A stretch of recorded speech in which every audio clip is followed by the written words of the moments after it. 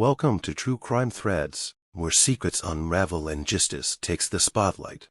Today's story dives into a hidden affair in Beverly Hills that ended in shocking tragedy. At just 29, Dr. Lily Hayes had everything she ever dreamed of: youth, beauty, a respected job at a private Beverly Hills clinic, and a rising reputation in elite social circles. She lived in a sleek apartment off Sunset Boulevard and drove a luxury car leased through the clinic's benefits program. On the surface, her life was flawless. But beneath the polished exterior, Lily battled loneliness. Her demanding schedule left little room for anything beyond her white coat and stethoscope. Long shifts at the clinic often ended with takeout dinners and the quiet hum of the television. Her social life was limited to hospital staff gatherings, and weekends passed by in a blur of medical journals and empty wine glasses. She was admired by colleagues and envied by acquaintances, yet no one truly knew her. Everything changed the day she was assigned a new patient, Charles Whitman. He wasn't listed under his real name, but the receptionist's nervous glance and the request for a private examination room signaled someone important had walked in. Lily entered the room, expecting the usual arrogance that came with wealth, but Charles surprised her. He was charming, respectful, and had a disarming calmness. At 52, he carried the weight of a global hotel empire with quiet confidence. His tailored suit and polished demeanor spoke of status, but his eyes hinted at something else: weariness. Charles had come in for a routine checkup, but that appointment became the first of many. Lily noticed how he began scheduling more frequent visits for vague symptoms: stress, insomnia, occasional fatigue. Their conversations drifted beyond medical charts. He asked about her interests, commented on her book choices, and made her laugh at subtle observations. What started as casual banter grew into familiarity. There was no formal declaration, no bold gesture, just a slow, unmistakable shift in the air between them. One evening, a package arrived at Lily's door. Inside was a diamond bracelet, delicate and shimmering under the soft light of her living room. No, just a small tag tucked inside. From him. Her hands trembled as she held it. She knew who it was from, and she didn't stop to question the implications. She wore it the next day under her coat sleeve, feeling its cold weight against her skin during her morning rounds. The affair didn't explode into her life. It unfolded like a secret melody. Charles reserved rooms under fake names. They met in corners of Beverly Hills, unfamiliar to paparazzo. He spoke of late meetings and charity events, while Lily adjusted her shifts and gave vague reasons for her absences. She told no one. In her mind, it wasn't just lust or excitement, it felt like something deeper. He shared pieces of his life with her: his love for architecture, his favorite cities, his growing frustration with the hollowness of his marriage. Lily listened, comforted, and believed every word. Charles painted a picture of a relationship that had died long ago, kept alive only for appearances. He said he had never felt more understood than with her. And so, Lily fell in it recklessly, but with quiet conviction. She believed she had found something rare, something the world wouldn't understand. In her heart, this wasn't just a forbidden romance. It was the beginning of something real.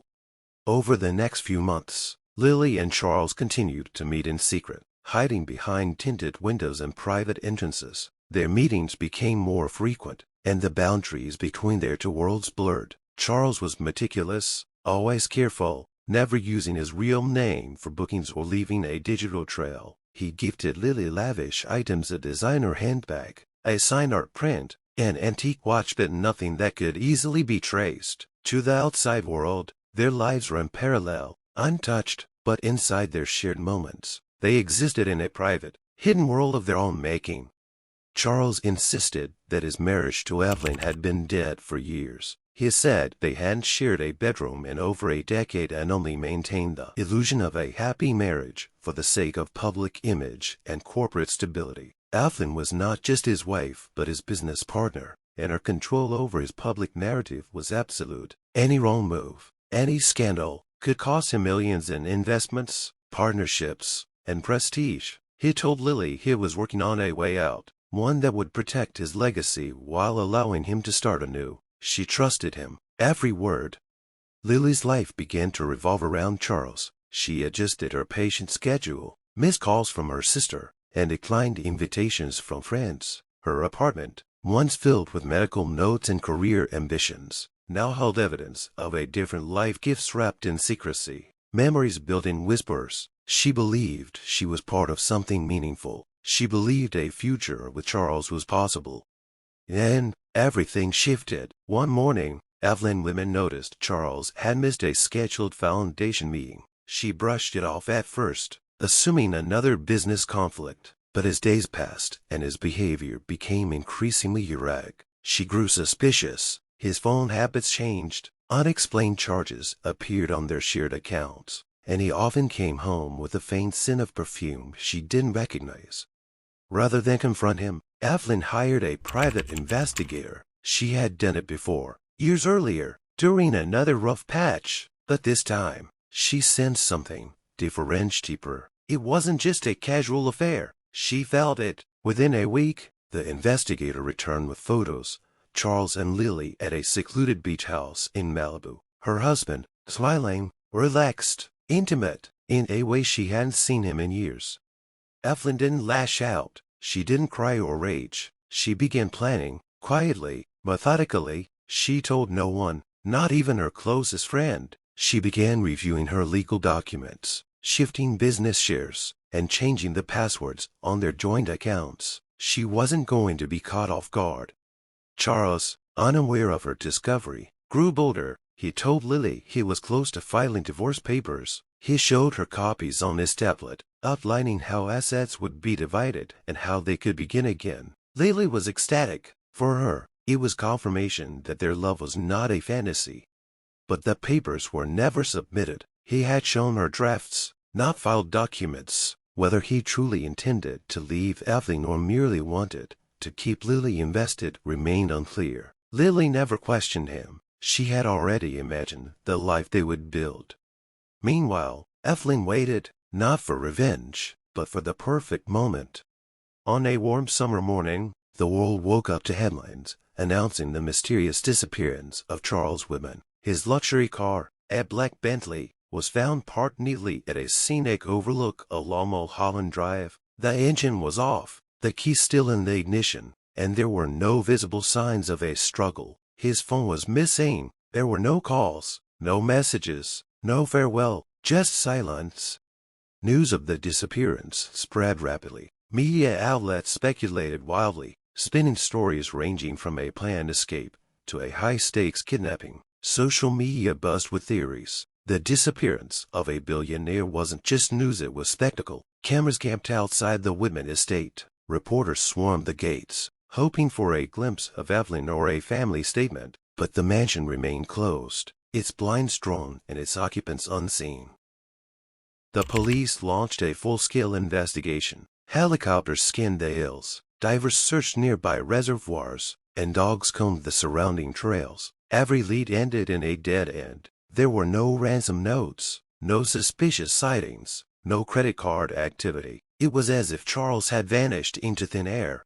Detectives soon turned to those closest to him. Evelyn was questioned first. She maintained her composure and told investigators that Charles had been distant in recent months, but offered no specific concerns. She said she had last seen him 2 nights before he vanished. Her responses were measured, controlled, leaving little room for follow-up. The detectives noted her calm, but without evidence. They could do little more than record her statement. Lily Hayes, on the other hand, was caught off guard. She was among the last people to have contact with Charles, though she initially claimed they hadn't spoken in days. When investigators obtained phone records, they discovered multiple calls between them, including one late at night just hours before his disappearance. Texts had been deleted. Some were recovered, revealing messages filled with urgency, plans, and emotion. One in particular read, "It's finally happening. Meet me tomorrow." This changed the tone of the investigation. Detectives visited Lily again. She admitted to the affair, but insisted she had no idea where Charles had gone. She said they had been planning to be together, and he had promised to leave his wife. She denied ever threatening or harming him. She appeared shaken, not just by his absence, but by the scrutiny. As the investigation unfolded, whispers grew louder. The media now had named her Lily Hayes. Headlines paired her image with the word mistress, dissecting her career, her past, and every visible detail of her life. The hospital placed her on leave to avoid further controversy. She retreated from the public eye, shutting off her phone and staying inside her apartment. Meanwhile, Evelyn played the role of the grieving wife flawlessly. She made brief statements to the press, pleading for privacy and cooperation. Behind the scenes, she took calculated steps. She frowned joint accounts, changed security details at their estate, and began distancing herself from Charles's properties. Days turned into weeks, each passing moment without answers added to the weight of mystery. Lily remained a person of interest, but there was no proof she had done anything wrong. The last person known to speak to Charles had no clue where he had gone, or so she claimed. The case remained open, with no leads, no arrests, and no sign of the man who had vanished without a trace. 6 weeks after Charles Whitman's disappearance, the case took a chilling turn. A landscaper, hired to clear overgrown hedges on one of Charles's lesser-known properties in the Hollywood Hills, stumbled upon something strange behind a cluster of dying shrubs. The soil appeared disturbed, uneven, as if recently dug and clumsily filled back in. Curious and concerned, the worker contacted the property manager, who alerted the police. When forensic teams arrived, they unearthed a shallow grave, wrapped tightly in a designer bedsheet. Was the decomposing body of a male, later confirmed through dental records and fingerprints to be Charles Whitman. The body showed clear signs of trauma, specifically a fatal blunt force injury to the back of the skull. His wrists bore faint bruises, suggesting restraint. There were no defensive wounds. The murder weapon was not found at the scene. The discovery sent shockwaves through the media. What had been a missing person case now became a full-blown homicide investigation. Attention turned once again to Lily Hayes. She was brought in for questioning, and her apartment was searched under warrant. Inside, detectives found several personal items gifted by Charles: swatches, jewelry, and a key to the Hollywood Hills property where the body was found. When asked about the key, Lily claimed Charles had given it to her a month before his disappearance, and that she hadn't used it since. Her story didn't waver, but her hands trembled throughout the interview. Digital forensics uncovered that Lily's phone had pinged off a nearby tower 2 days before the landscaper's discovery, though it wasn't enough to place her at the exact location or at the time of death. However, investigators did find something else: the traces of a rare, expensive perfume on the bedsheet in which the body had been wrapped. The scent matched a custom fragrance sold exclusively by a boutique Evelyn Whitman was known to frequent. She had been seen purchasing that very fragrance only weeks before Charles vanished. Detectives shifted their focus. Evelyn was brought in for further questioning. She maintained her innocence, claiming she hadn't visited the property in over a year and had no knowledge of Charles's death. But when police pulled surveillance footage from the entrance camera at the Hollywood Hills house, it told a different story. Footage from the night Charles disappeared showed Evelyn entering the property alone just after midnight. She wore dark clothing and gloves. In her hand was a large duffel bag. She stayed inside for nearly 2 hours. When she left, she appeared calm, adjusting her coat and placing the bag, now visibly empty, back into her trunk. The footage had no audio, but the timeline and her demeanor raised immediate red flags. Inside the main house, police found broken furniture and faint blood traces on the marble floor. DNA tests confirmed it was Charles's. Additionally, an inventory of the Whitman mansion revealed an antique bronze statue missing from the main study, one heavy enough to be used as a weapon. It had last been seen in photos just weeks before Charles disappeared. With this mounting evidence, Evelyn was no longer seen as the grieving widow. The elegant facade began to crumble, revealing a far more calculated and dangerous truth behind the locked doors of the Whitman estate. Evelyn was brought in for questioning once again, but this time, the tone was different. Investigators now had concrete evidence placing her at the Hollywood Hills property on the night her husband vanished. They had footage blood traces, a missing statue, and the connection to the exclusive perfume found on the bedsheet. Her carefully curated image of composure began to fracture. She denied everything, claiming she had gone to the property that night simply to collect personal items Charles had left there. She said she hadn't seen him and had no knowledge of his death. Her answers were sharp but strained.